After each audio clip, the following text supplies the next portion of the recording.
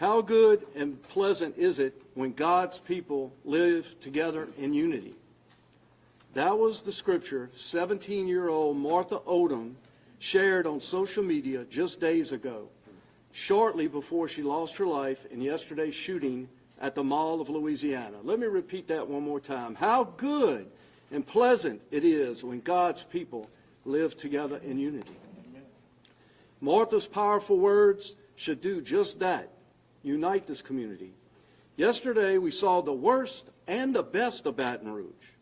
Our community was affected by a senseless act of violence that resulted in the loss of a precious 17-year-old and the wounding of several others. But on our worst day, our heroes showed up with their best. Our Baton Rouge police officers and East Baton Rouge sheriff's officers ran into gunfire and risked their lives in the process of saving countless others. Overall, we saw the very best of our law enforcement officers, first responders, and emergency personnel. Within minutes, the full presence of our local, state, and federal law enforcement agencies descended on the Mall of Louisiana, quickly securing the scene and escorting people to safety. Almost immediately, law enforcement officials were able to begin identifying the suspects using security, camera footage, and other investigative tools. Within hours, multiple suspects were identified, apprehended, and brought in for questioning. Today, we continue to pray for the victims and their families. I have reached out to several of the victims and families to offer my prayers and condolences. This morning, members of my staff spoke with officials of the Capital Area Human Services, which is working to coordinate mental health services among local partners to provide counseling and other mental health support for those who are affected by this tragedy. Also last night, I spoke to Mayor President Monique Boulay of Lafayette to express my sorrow for the young citizens of her city being victims of this senseless crime. I want to take this moment to reassure our citizens that we are working with officials of the Mall of Louisiana to dedicate the necessary resources to fully protect the patrons of the mall. We cannot let this incident take away from one of the most valuable assets of our community, and we'll do what is necessary to protect it. Events like this remind us of why it is so important to have a strong law enforcement presence. For too many years, our police department was underfunded, understaffed, and underappreciated. Just this week, the Metro Council approved the largest pay raise in the history of the Baton Rouge Police Department, which will now make them the highest paid in the state and allows us to grow BRPD's ranks. It is also important that we invest in our community efforts. My Office of Violence Prevention is working with data-driven approaches that have worked in cities around the country to reduce violence through education and workforce training, particularly with the youth in our community.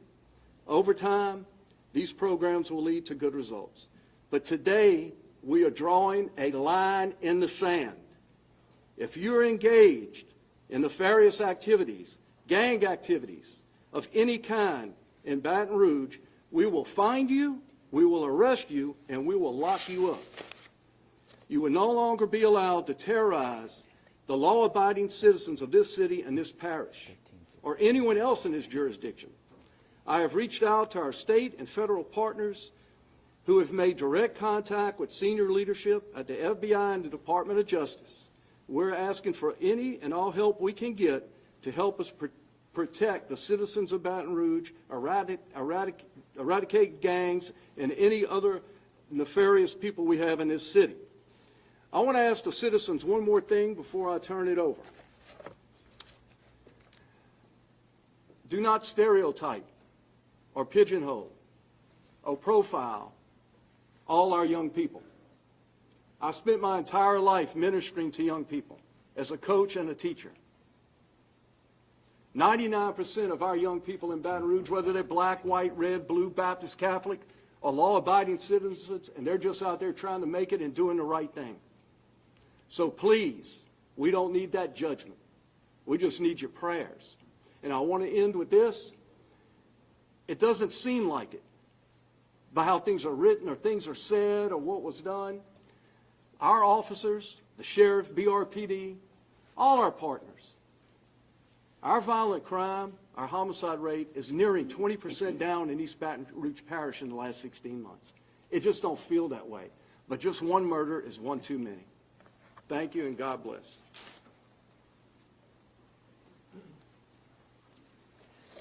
Someone asked me outside, what kind of word would you speak, or what was the first thing that came to your mind? And mine is brokenhearted. I think that represents the great citizenry of East Baton Rouge Parish and Baton Rouge and all this metro region. Anytime we lose someone, our hearts are broken. And we're here today not only to speak about what we're going to do, but also to remind our citizens that we cannot live under the bondage of brokenness and fear. We're here to pray for the families that have lost a dear loved one, and we're here today to say we're ready for that to end. I think all of us in this room would agree that we're ready for that to end on a permanent basis. And we're ready and willing to stand together as leaders. It's incumbent on leaders to step up in crisis. And you see leaders before you today. This morning I had an opportunity to make a direct phone call to our good friend, Speaker of the House, Mike Johnson. And as I spoke with Mike, and of course he was completely heavy-hearted, as you would expect him to be, super family man. And his pledge for Louisiana is unwavering, to make certain that we do whatever is necessary to put the full force of the federal government with us and with our leaders. So I salute the Speaker as he reminds us of the shooting in Shreveport and now here in Baton Rouge that Kash Patel and others in the federal government are ready and willing to work with us and to make certain that we do everything that we possibly can to step forward. My second phone call was to the Mayor, Sid Edwards. And Mayor, it's always great to work with you. Your heart is in the right place. I'm thankful that we have a mayor that loves our citizenry, but yet stands for righteous acts. And today we have to say what is evil is evil. And what we've experienced and the heaviness you feel in this room today is evil, and we have to stand against it. And so as we move forward, we must come together in unity. So, Mayor, we're here to support you. The mayor asked me if I would then step forward and call our good friend, Governor Jeff Landry. And without hesitation, he picked up the phone. And as we began to discuss where we are and what we were doing, of course, every time I picked up the phone and called the governor, especially on issues like these, his unwavering support. What we've seen in the movement in the city of New Orleans is great, and we're thankful for that. But we need his help right now in the city of Baton Rouge, and I'm assuring we're going to get it. We are asking for task force participation, what he has sent forth before, to come again to Baton Rouge to make certain that we have the boots on the ground and the necessary leadership to move forward with these that have evil daily on their mind, to make certain that we go against gang violence and that we treat it as such. You know, also, I called Mayor Dustin Yates, and Dustin's always, thank you, Mayor, for receiving my phone call, and we are unified on this matter. How could we not be? So, in my final words, I want to say this. The days of treating gang activity like a social symptom are over. We're now treating this insurgency as it is, and we will meet it with the full and unmitigated weight of both the federal and local authority.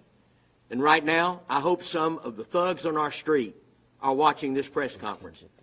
And I want to say to them, although they could continue in their ways, I want them to hear this.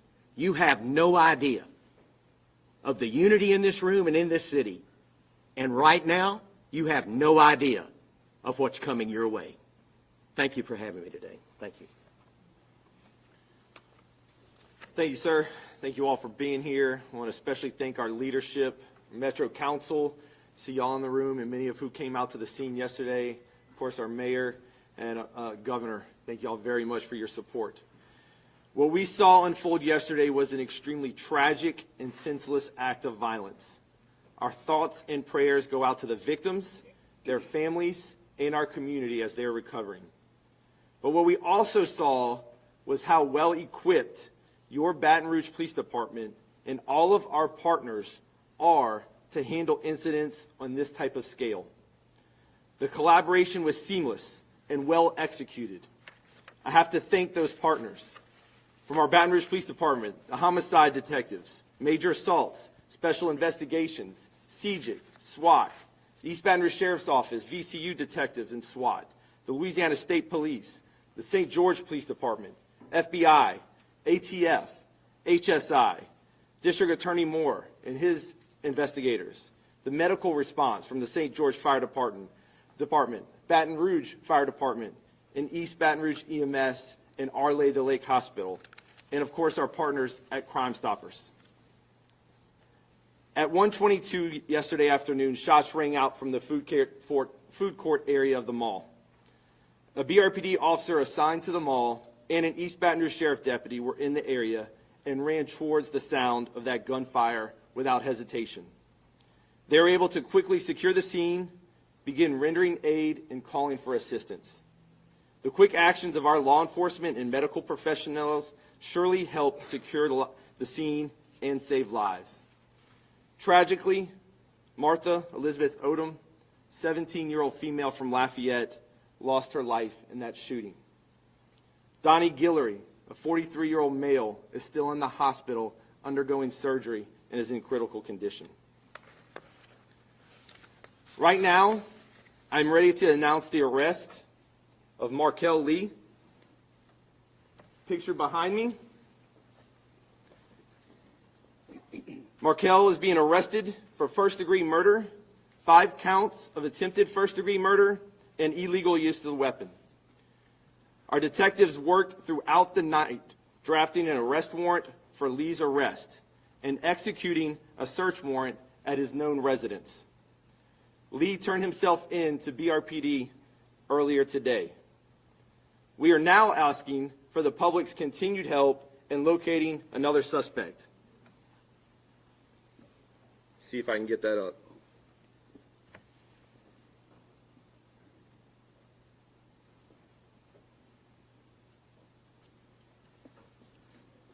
Suspect pictured here, who we will also release in a press release, is wanted in connection to the shooting. If you recognize this individual, please contact BRPD or Crime Stoppers at 344-STOP.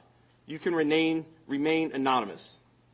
We have already received numerous tips since yesterday afternoon, and we continue to ask for those tips to come in. The other subjects that were reported that were detained yesterday have been released for now and are pending further investigation and more information until more arrests can be made. I want to turn it over to East Baton Rouge Sheriff Sid Gautreaux, whose team was instrumental in helping us, and I can't thank him enough. Sir? Thank you, Chief. Good evening. What I want to address is in this news conference is what's already been said, but it was the overwhelming, unwavering, and immediate response by all the first responders that he's made. I want to begin by recognizing the coordinated efforts of all responding agencies, including local, state, and federal partners, as well as the leadership present here today. Incidents like this require a uniform response, and what we saw was exactly that. Agencies working together seamlessly in one shared priority, protecting lives and restoring safety. At the time of the incident, we had a community policing deputies who were working nearby. Actually, one was working in Dick's Sporting Goods, which was directly across from the food mart, and that's why us in Baton Rouge City were right there, had deputies and officers right there.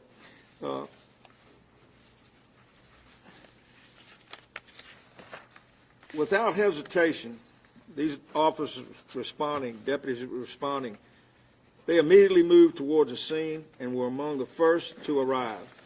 We also had a deputy patrolling nearby who responded within moments and joined that initial response. And I want to say, too, and I've been told this by the ones that responded at first, from the very moment that incident took place, it wasn't just all of us being there to stop the shooting and help those that have been wounded. But there was actually patrons of that mall that was trying to administer first aid at that particular time, and there was also mall personnel as well. So a shout out to them, because they saw what was needed and they jumped into action as well. In addition, deputies assigned to our Industrial Properties Crime Unit and SCAT Unit, which is our street crime unit, were in the area and responded quickly and began assisting with securing the scene and supporting operations. Deputies from the Gardner Substation and Klein Peters Substation were also in the area and responded to assist. The quick response is also a reflection of how this area is structured. While most of the mall property is within the city, the anchor stores and their parking lots fall within our jurisdiction, the Sheriff's Office. Because of that, we maintain a presence in and around that area, and our deputies were in position to respond immediately. They did not wait for to be called. They heard, and they moved towards the danger.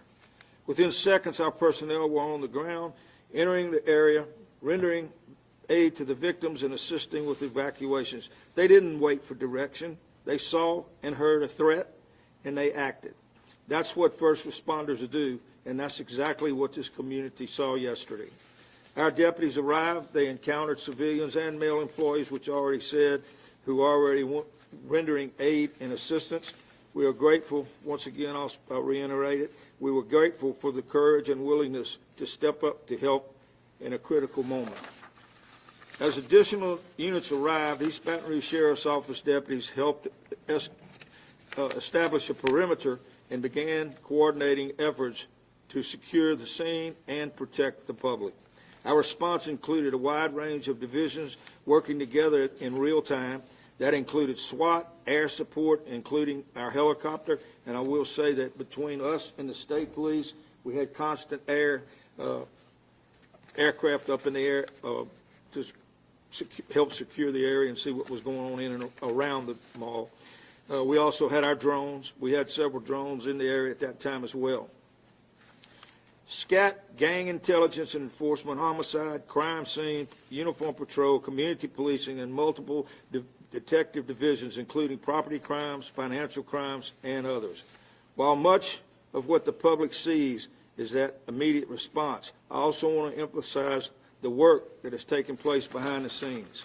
Our gang intelligence and our enforcement division has been actively developing information related to this case, including gathering intelligence, assisting with surveillance efforts, and supporting ongoing investigative work. We're doing that with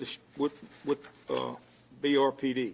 Our personnel have remained fully engaged in this investigation, including assisting with the execution of search warrants and operational efforts led to in this case. What I can say is that this has been a coordinated, thorough, and ongoing effort involving multiple agencies working side by side, and you're going to see that continue till this crime is solved. Our deputies were there in seconds, and they stayed engaged every step of the way, and I'm extremely proud of the men and women in the Sheriff's Office and Baton Rouge City and everyone else that was there, because they all worked together as a team, and I can't emphasize that enough. I'm proud of those who already were there and took immediate action. I'm equally proud of those who responded, supported, and had continued to work this case around the clock. Their professionalism, urgency, and commitment to this community were evident from the very first moments of this incident. I also want to thank all of the partner agencies who responded and worked alongside us. This was not one agency's response. This was a unified effort, and that is exactly how public safety should operate and will operate in this parish. When we work together, we're stronger and better and safer, and we become equipped to protect the people that we serve. Most importantly, our thoughts remain with the victims and their families and everyone impacted by this incident. Events like this affect an entire community, and we remain committed to doing everything we can to support those affected and ensure accountability. Our priority remains the safety of this community and the protection of those we serve. Thank you.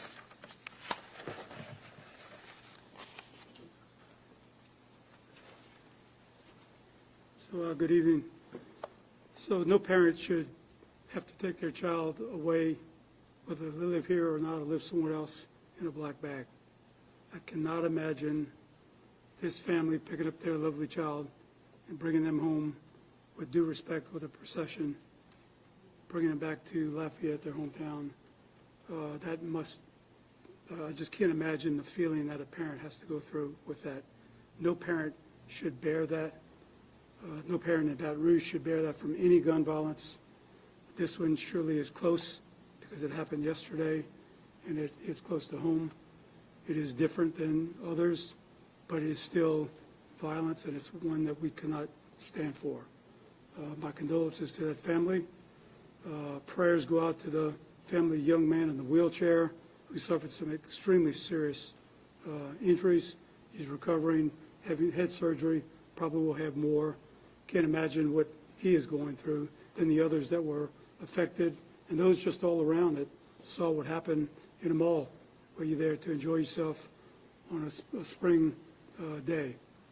So a few things I want to say. You wouldn't believe I have the opportunity to be the DA and to be around these men and women, but it's mainly the men and women that are behind your cameras that you're not seeing. It's the guys in uniform, it's the guys in the coats and the ties, it's the guys that work their tails off all day, all night, and you never see it. And it's from every agency. I don't care whether they're local, federal, state, district attorney.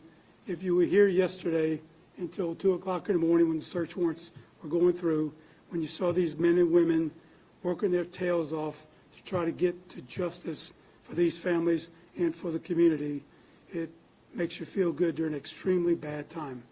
And I've had the fortune to see that happen time and time again. Baton Rouge is a unique place. We have our own problems, but I can tell you, as speaking with the governor for an hour earlier today, we have a completely different situation than in Orleans. Our teams, federal, state, local, you name it, all work together here. We do not have any issues that other places have across the country. That is not an issue for us. And I'm really proud of that effort. We have the honor of speaking for a child who lost her life because she can't speak anymore, and the district attorney is the one that gets to speak for that child who can't speak. I want to caution you, however, these men and women that are working this case, it is very difficult, very arduous, and very tough times right now. You have to give them time and the ability to work this case. It is going to take them a long time. Trust me, nobody wants to come forward and say what happened, to give information on another co-defendant. These officers have to work this case from the bottom up. They have to work it hard. They have to wait for phones. They have to wait for evidence. They have to wait for DNA. There's a lot they have to do. They do not want to get ahead of their evidence. So I'm asking you for their, for patience for them to be able to do their job.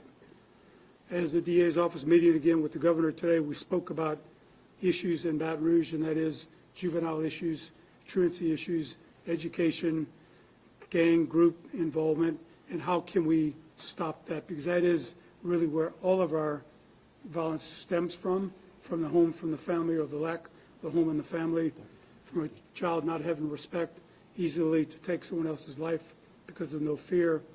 We have to change a lot of things. Is there a way to do so? Yes. The mayor has started his initiative, or will start soon, the Group Violence Initiative. If you recall, back in the 2000s, 87 to 2000, we had a group violence reduction strategy. And at those 4 years, we had the lowest numbers of homicides ever in the city of Baton Rouge. We can get back to that by having a unified strategy, and that's what I hope is for. And I think that you'll see that happen, again, with the mayor's leadership, and then also with the efforts of state police and the federal authorities that we had, as we had last time.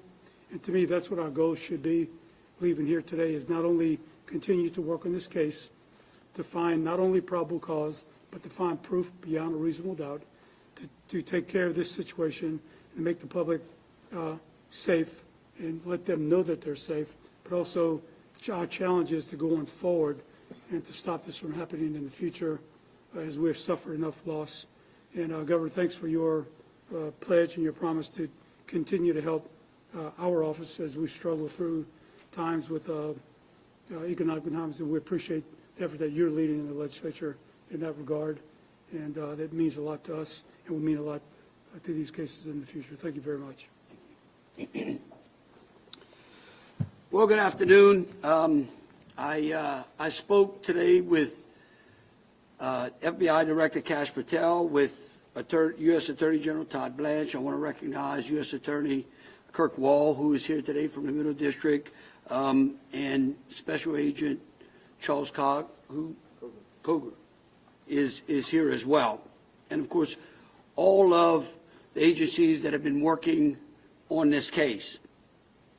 You know, yesterday we witnessed a deeply troubling act of violence, and an act that seems to have been driven by what we have been plagued with, neighborhood gang disputes that seem to want to spill out in our public places, putting innocent people in danger and taking the life of an innocent young lady. So I want to be absolutely clear. This conduct is not going to be tolerated in this state. It is unacceptable. And the hard truth that we all need to acknowledge is that these individuals who were either arrested or are going to be arrested did not arrive at this moment overnight. Many started down this path as juveniles.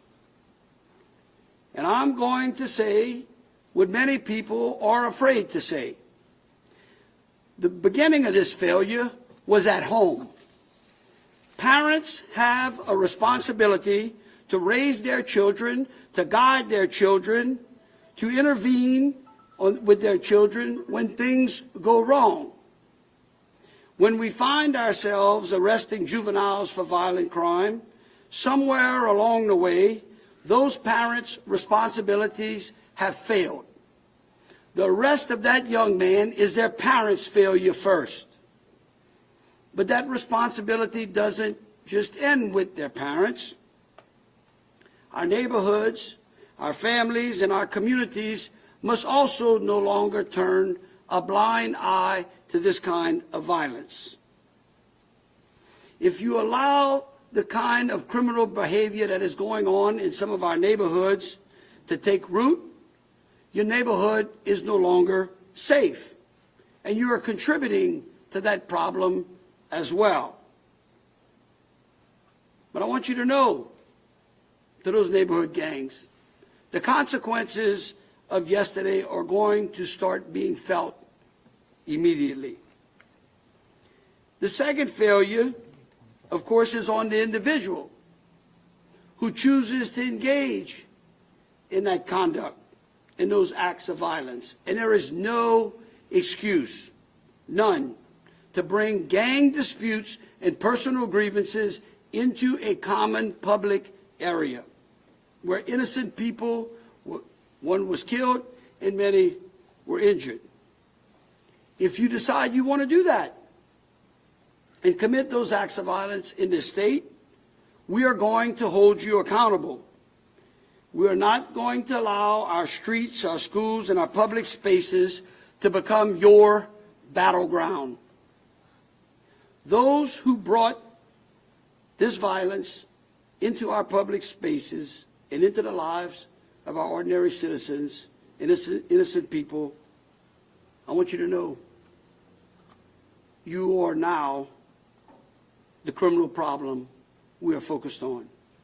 You endanger families, children, and people who were simply going about their day.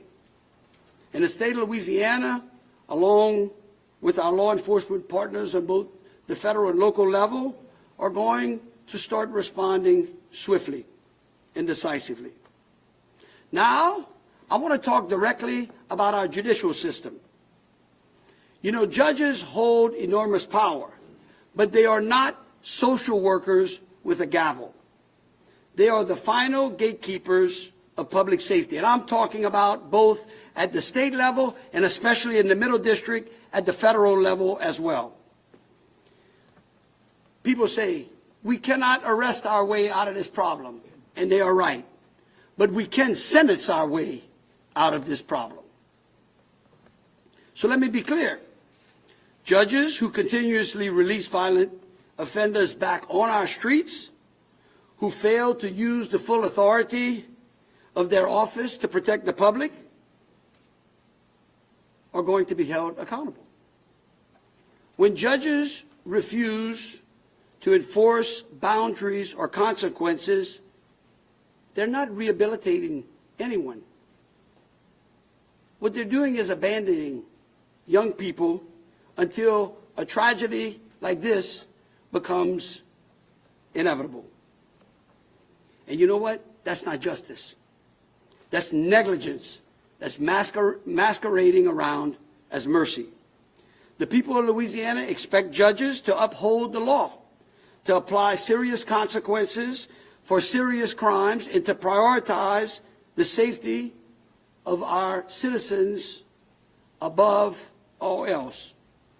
If a judge chooses to hand down weak sentences to known violent actors, if a judge decides to turn violent offenders loose with minimal restrictions, if a judge fails to treat gang-driven violence without the gravity it deserves, I am going to call them out individually, publicly, clearly, and directly. And I mean even the federal judges as well. Because when a judge fails to impose the appropriate consequences, that failure should not fall on the state. It should fall on the judge's shoulders. And when they fail to do their job, they put innocent people in danger. I'm asking the legislature for a full, while the session is going on, for a full and holistic review of our sentencing laws. I will support, again, reforms that ensure judges have both the authority and understand the obligation to keep dangerous individuals off of our street. We are no longer going to accept complicity on our bench. Everyone, including judges, will be accountable for public safety. And we're not just, and while we're talking about accountability in action, I'm asking that in coordination with local, state, and federal partners, including all of our law enforcement components, the National Guard, ATF, FBI, US DOJ, I am asking them to prepare for a targeted warrant sweep focused on the individuals in the neighborhoods that these individuals came out of, or anyone who's connected to this incident. And I'm hoping that in the coming days, we will be executing warrants on every outstanding individual that is tied to this activity. Adults who enable juvenile offenders need to face consequences as well. And I'm sure we don't have a shortage of outstanding warrants here in Baton Rouge. And I am asking them to begin executing them. This is not a one-day response. I expect this to be a sustained effort. To the people of Baton Rouge, in every neighborhood affected by this kind of violence, I want you to know we are drawing the line. We are going to protect innocent lives, but we are going to start imposing some consequences. And we will not allow neighborhood gangs to terrorize our communities or go into public spaces and injure or kill innocent people. If you bring your violence into public spaces, you're going to face immediate and direct action from law enforcement across every level. As you can see, we're unified, we are coordinated, and we are committed. And I want to emphasize that public safety is a team sport. It means that the members of our community have to help us as well. It's fine to see police officers in uniforms, but you do just as important of a job as they do by giving us the information or letting us know about activity, criminal activity, so that we can stop that activity before it gets to yesterday's tragedy. I do not want Louisiana to be defined by lawlessness. And quite frankly, I want us to be defined as strength, the strength of our communities, and by our resolve to protect people. Thank you, and I'll take any questions that you all may have. I guess maybe we should start from left to right. Left to right, only on topic right now. The governor, did Mr. Lee give any indication that, did he confess when he turned himself in? And also, what was his demeanor like? Yeah, so we're still early on in the investigation. He turned himself in with his attorney, and to my knowledge, did not really give any statements. Everything we got comes from exhaustive investigative efforts by our detectives, which led us to be able to draft an arrest warrant, which was signed by a judge to place him under arrest. And let me remind everyone, this is an ongoing investigation. So a lot of the questions that I'm sure you'd like to ask and get answered will not be able to be answered because it is an ongoing investigation. The other thing, too, is, and I think Hilla spoke about that, is that these types of investigations are not solved, in today's digital world, like a TikTok video, right, or like one episode of Law and Order. These are very complicated cases, and quite frankly, we want to give our law enforcement agencies the time necessary to put the case together so that the district attorney gets an arrest is one thing. The prosecution is what we're really after, okay? And in order to do that, we want them to have the time necessary, and I ask for the patience from the media and the public to give them that time so that they can put a case good enough for the district attorney to go into court and to hold those accountable for their actions. Governor, you talked also a lot about judicial reform. Do you believe that any judges potentially were lenient with the suspects, that either the one that turned himself in or the ones that are at large? Well, here's what I'd say.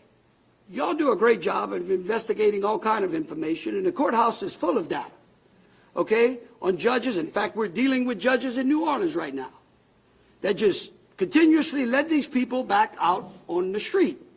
But, Governor, specifically to this case. Listen, what I'm telling you is the continual action of that has led to this case. But yet no one is out there holding those judges accountable when they just continue to allow. It would not surprise me as the people who are involved in this, before it's all over, don't have an extremely lengthy rap sheet. We probably won't see all of the juvenile misconduct that occurred because we've hidden that from the general public. It's a debate that we had in the legislature last year. Governor, you're talking about judges and wanting to hold them accountable. As you know, here in Louisiana, it is against the law to have cameras in courtrooms. Do you support that happening, being changed in order to hold these judges accountable? I think there's plenty enough data, okay, in the judge's final decision. We don't need to turn our courtrooms into some media live circus. Y'all do your job and go to the courthouse. You know who those judges are. You see these folks working day and night, arresting the same people. Y'all see the juvenile violence that goes on again and again. And yet over the last 5 years before I became governor, or 8 years while I was attorney general, I watched nothing but hug-a-thug policies in this state. A watering down of our criminal justice system. Not quite holding those accountable. Forgetting the victims rather than focusing on the criminal, like the criminal was innocent, even after proven guilty. This is the kind of violence that we end up with when we engage in those kinds of policies. And I'm asking the legislature to go back and look at the laws. In fact, people that go into common places and decide to engage in that kind of violence, we should put them away for life. I'm done with them. It doesn't matter how old they are. Somebody has failed. It's not the government's job to raise these people. It's common sense not to go into a public space with a gun and start shooting around blindly. We got 18,000 acres at Angola. If it's up to me, I'd send them all there for the rest of their lives. Next. No, Chief, this is a question for the chief. So the governor and State Senator Evans are the only ones who have used the word gang in this. Are the suspects or the people, the guy arrested, is this a gang thing? And if so, what gangs are involved?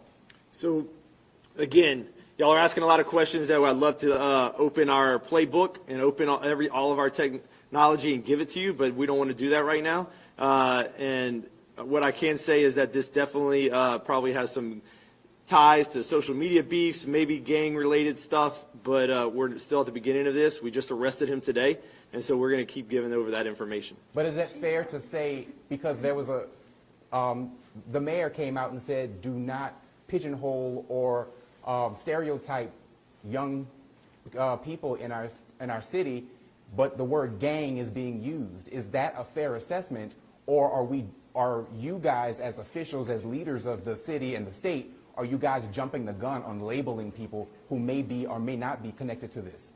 Yeah, so I think talking in general, we've been beating around the topic a lot lately. We do have some gangs in Baton Rouge, and those people we're going to be targeting. We worked with the district attorney's office last year to sentence people to in a grand jury get indicted for gang activity. We're going to continue those efforts for people that label themselves as part of a gang. You're on social media boasting that you're part of a gang. We're going to come after you. It's too early to say what ties this exact shooting happened. We know that this was not a random incident. We know that this was two groups of people that met up at the mall, exchanged words, and then pulled guns. And then innocent people were hit. Whether or not that was gang-related or not for this incident, we will let you know at the appropriate time. But in general, in Baton Rouge, what these officials behind me are talking about is true. We have people in Baton Rouge that are proud to represent themselves as tied to certain gangs, and we are going to specifically target those people. So Chief, yeah, at this time, can you say yes or no, whether or not you believe it's gang activity? Yes or no? I was asking the chief, the suspects. Yesterday there were, excuse me, 5 people detained. Now we have 1. We keep asking the public, send us pictures, send us videos. Can you give us some more? How many people? Maybe not an exact number, but some more information to the public so they can call it in and tell you guys what's going on. So the people that we had detained yesterday were definitely people of interest. They were definitely involved in some way or the other. They, refused to answer questions. They lawyered up. We didn't have anything else to be able to hold them on. As this investigation continues, we work with our federal partners to have those ballistics analyzed by DNA. We do have all the rapid things that they are helping us to get answers quickly. We'll be able to give more answers. What we do know right now is Mr. Lee was arrested this morning. We had an arrest warrant for him. He has been arrested for first-degree murder and attempted first-degree murder, 5 counts of that. And we're also looking for this other suspect that we put a picture out of. If we can get his name and his identification, we might be able to start building a case against him as well. How many guns were used? Did Markel Lee have any priors? He has an extensive criminal history in the juvenile court system. Governor, you talked about judges. Can you give us something specific? We as media, a lot of us, we've all done our jobs as far as showing which judges keep dropping the ball. But what can actually be done to them for dropping that ball? Well, I can tell you, the people of the state, I believe it was last year, strengthened the Judiciary Commission. We are hoping to get some new members on the Judiciary Commission by the end of the year. It was unfortunate. We had one of the members that I appointed, former Supreme Court Justice Chet Traylor, got off because of what he believed was lax investigations by the Judiciary Commission on judges, and one pointedly being the one over in Orleans. I can tell you that the Supreme Court, they have started to take action. In fact, in the last year, I think they've suspended or taken at least 1 judge off the bench. I would continue to support their involvement in this. I think it's time. I mean, for a long time, judges seem to operate without any oversight. And so I would encourage the Supreme Court to continue to watch. I mean, we've got judges in Orleans right now where 50% of those brought before them in a judge trial seem to be acquitted. And I don't think that NOPD or the Louisiana State Police are that negligent in the cases that they bring before these particular judges. Look, a lot has been said about what we've done in New Orleans, and right now New Orleans is enjoying a 100-year low in its crime, and people have said, well, you know, Governor, can we do the same thing in Baton Rouge? I would tell you that we can't do the same thing in Baton Rouge as New Orleans because they're two different cities. But what I can tell you is that we have begun and we're going to accelerate taking some of the practices and things that we learned in the city of New Orleans and bringing them here to Baton Rouge. In fact, I was talking to Colonel Hodges earlier about making sure that we retrofit some of our state police vehicles here in Baton Rouge the same way we've retrofitted them in New Orleans to deal with street crime and chasing that are going on, and either hijacking or stealing cars or whatnot, but we seem to have been able to do a good job in New Orleans. We'll bring that down here as well. We intend to be an asset to the Baton Rouge Police Department and the Baton Rouge Sheriff's Office. We're not here to take over anything. We're here to assist them and make sure that any gaps in law enforcement or tools that we can bring to bear, we'll bring to bear here in Baton Rouge. I know that our federal partners, I can't speak for the U.S. Attorney, but I know that they have been just excellent with the FBI and ATF in helping us bring federal charges to some of this activity, which seems to abate or change the conduct of individuals, because when you go to federal prison, you go for a long time. It's one of the reasons that we took parole out of the playbook last year. And so again, we're just going to crank down and focus down here in the capital city. Governor, do you foresee Hold on. this? Who go? Governor, do you foresee Where are you going now? Go ahead. Chief, this is for you. I want to just get a little bit of clarity. First, the four that were released, are they still persons of interest? And then second, do you have any more clarity today on how many actual shooters there were at the thing? So right now, we have one person in custody. It's really early in the investigation still. We have to give the detectives time. We have to give them time to do their job. When they're combing through that much evidence and surveillance video, we got to give them a chance. And we're going to give you those updates as we got it. The update we have right now is we have that one person in custody, and we are looking and asking for the public's help to identify this second suspect. And are the four still, is it fair to call them persons of interest still? They're still persons of interest, and we might have charges for them at a later time. Governor Landry, Yeah. 2 years ago, Go ahead. you a set of criminal justice laws that made prison sentences longer. Are you considering any sort of additional special legislative session or anything like that? No, we're in a great session right now. I'm sure we've got bills that we can look at. I am going to be working with the leadership in the House and the Senate and asking the chairs of the respective committees to take a look, especially using yesterday's tragedy as an example of where we could be strengthening some laws. Again, I think that if you go into a public space and you commit that type of violence, maybe the sentencing is not fitting the crime. Maybe that will hopefully deter it. I think you have one last question. Yeah, I was asking about what happened to some other states. So earlier today, we had a bomb threat called in Baton Rouge at one of our Jewish synagogues. We responded to that, searched the area along with some other partner, Sheriff's Office and ATF, our EOD experts and bomb dogs, and found that there was no credible threat. Governor, do you foresee the suspect in this case or any of the other potential suspects facing federal charges? I don't know. Look, it's an ongoing investigation. I think the chief and everyone has laid it out pretty clear, and I'm sure they're going to be giving more information to y'all as they get it updated. Okay, thank you.